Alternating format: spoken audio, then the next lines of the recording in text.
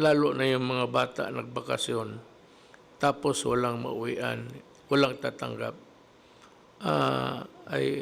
My heart bleeds for them.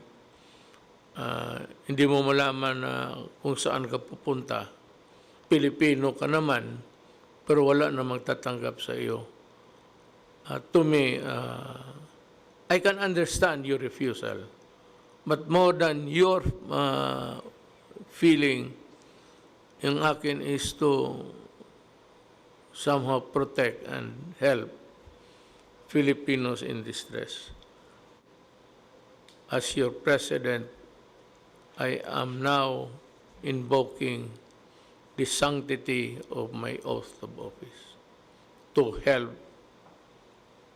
people and my countrymen. To all NGOs, let us move forward together with one